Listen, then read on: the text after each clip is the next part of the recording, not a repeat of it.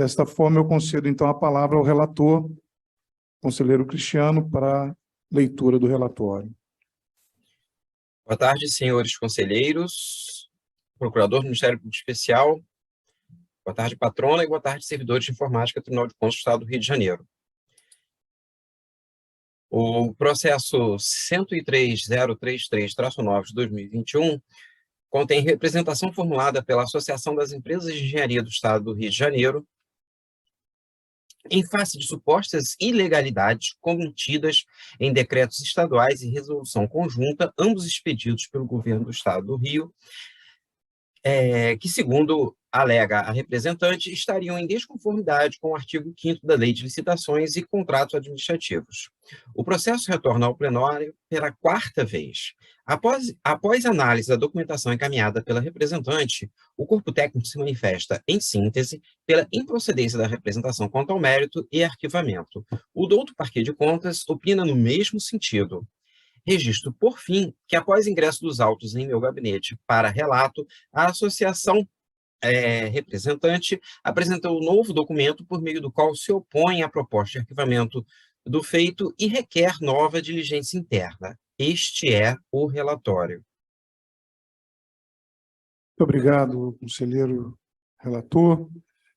Desta maneira, eu concedo, então, a palavra à doutora Carine de Oliveira Dantas, que tem como prazo regimental 15 minutos para a sua sustentação oral. Creio que a doutora Carine se encontra no... Sim. Sim, no virtual, ok. Então, a senhora tem a palavra. Muito obrigado, conselheiro. Cumprimento os excelentíssimos conselheiros, na presença do presidente, do plenário, na presença do relator Cristiano. Cumprimento o membro do Ministério Público de Contas, colegas servidores demais presentes na sessão. Boa tarde, espero encontrá-los bem e com saúde. Bom, como já adiantado pelo conselheiro relator, trata-se de representação elaborada pela AERJ, Associação das Empresas de Engenharia do Rio de Janeiro, que denuncia essa corte 2 atos expedidos pelo governo do Estado e que influenciam diretamente na saúde das contas públicas e na credibilidade do Poder Executivo. O primeiro ato é o Decreto 47341 de 2020, que cancela, de uma forma genérica, todos os restos a pagar do exercício de 2015, com base numa suposta prescrição quinquenal dos restos a pagar.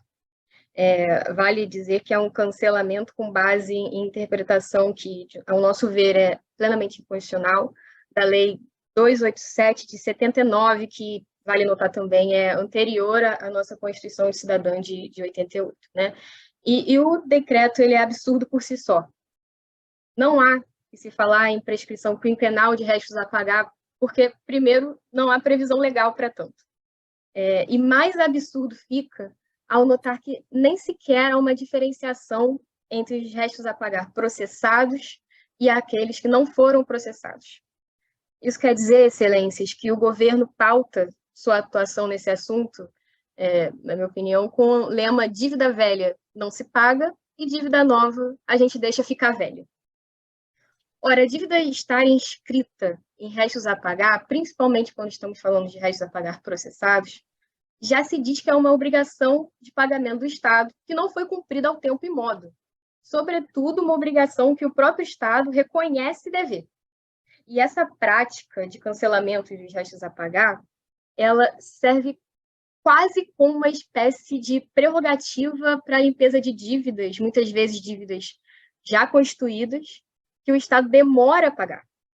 É como se fosse um prêmio pela demora do Estado em pagar aquilo que deve. É como se o Estado pudesse colocar as dívidas em uma caixa, esquecê-las no porão e depois de um tempo simplesmente jogá-la fora. Esse é o primeiro ato. O segundo ato é o Decreto 47329 de 2020 e a sua Resolução 37 de 2021, e que do seu texto nós temos que, destas exatas palavras, somente serão pagos os restos a pagar cujas despesas ocorreram no exercício anterior ao exercício corrente. Excelências, aqui estamos diante de uma afronta direta à ordem cronológica. da quebra da ordem cronológica de uma forma irrestrita, fora dos permissivos legais que possibilitariam que, de fato, a ordem cronológica pudesse ser excepcionalmente quebrada. Juntando os dois atos, o primeiro que cancela com base no tempo e esse segundo que simplesmente paralisa a fila, nós temos uma combinação catastrófica para a credibilidade e a saúde fiscal do governo. E tudo isso, excelências, vale notar, sem transparência, sem respeito ao direito de petição por parte dos interessados, sem contraditório. Simplesmente houve o cancelamento, a negativa de pagamento, o cancelamento da dívida. E o espelho dessa situação, né, decorre dessa situação, justamente o número impactante de ações contra a Fazenda Pública no Poder Judiciário, e que são muito mais danosas ao erário por todos os custos judiciais que delas decorrem, custos de honorário, custos de perícia, do que se o Estado simplesmente seguisse sua ordem cronológica, que, por tudo que até agora eu expus, simplesmente é ignorada, com base nesses dois decretos. Ocorre que, apesar da importância desse debate, o corpo técnico manifestou pelo arquivamento da representação, porque o tema, em tese, já estaria sendo abordado por relatórios de auditoria de conformidade. E com todas as vênias ao corpo técnico dessa casa, o apontamento não se mostra verdadeiro. Isso porque foram citados na manifestação processos que, inclusive, já estão arquivados e o foram antes mesmo da publicação dos decretos que estão sendo denunciados na presente representação. E não há menção concreta, né, à problemática que a representante propõe que seja analisada por esta corte. Você vê, da manifestação técnica, nada é dito sobre o critério temporal de cancelamento, nada é dito sobre a quebra da ordem cronológica com base no decreto denunciado. Se os processos citados, de fato, tratassem do tema, a instrução certamente transcreveria que seja uma opinião breve do tribunal sobre o assunto, o que não ocorre justamente porque não existe. Essa opinião explícita sobre o tema ainda é inédita e não foi analisada por esse tribunal. E a ERJ entende que o assunto demanda a análise e providências desta corte para que os abusos citados e comprovados pela representante sejam coibidos. E vale notar, a representante ela juntou nos autos do processo a negativa de pagamento com base nesses decretos, e você vê da decisão do Estado que simplesmente não há uma justificativa sobre o caso concreto. Há apenas a menção dos decretos. Ou seja, há aqui um dano concreto já. Então, a representante, o que ela pede a esta corte neste momento é que o processo ele seja processado, analisado, verificado, que a corte se desdobre sobre esses dois atos e que possa, seja por meio de alertas ao Poder Executivo, seja por ressalvas de prestação de contas, enfim, a corte, ela certo encontrará a melhor forma de corrigir e adequar a conduta do governo nessa matéria. Mas o que não podemos acatar é que simplesmente o assunto seja esquecido e essa conduta irregular de cancelamento irrestrito, de reiteradas obstruções à ordem cronológica, ela continue a ser perpetrada ano após ano. E é importante notar que a representação, nesse caso, muito mais do que expressão de direito constitucional, muito mais que expressão da accountability diagonal, é um meio eficaz para a avaliação dessas irregularidades, porque ela tem um escopo específico sobre os atos denunciados, que, repisa-se, não foram objeto de análise nos relatórios de conformidade citados pelo corpo técnico.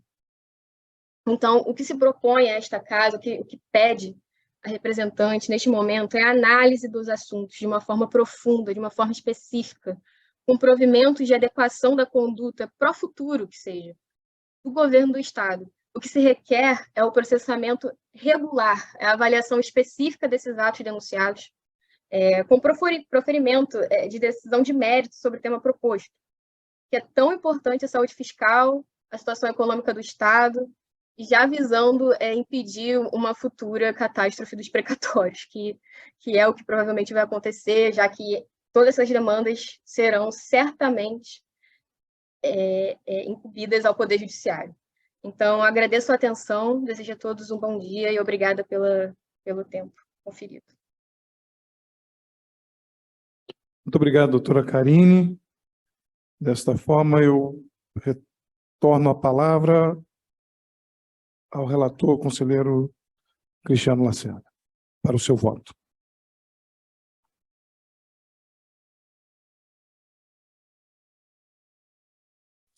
Inicialmente, o presidente Márcio Pacheco solicita a transcrição da defesa oral realizada. Acho que o áudio no início, não sei se Vossa Excelência quer fazer algum complemento no início, é somente o pedido da transcrição. Exatamente. Peço perdão em relação ao Não. microfone no começo. Ok. É só para ressaltar se havia mais algum pedido.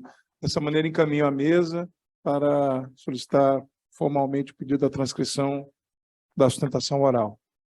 Tem mais um pedido. O outro pedido eu vou pedir uma sessão para uma nova análise do feito e trago em breve. Ok. Desta forma, está sobrestada a votação da matéria e o pedido acolhido feito por Vossa Excelência. Não havendo, então, a votação, eu devolvo a palavra à presidente e conselheira Mariana. Obrigada, conselheiro Márcio. Eu, então... Bom, havia apenas esse pedido de sustentação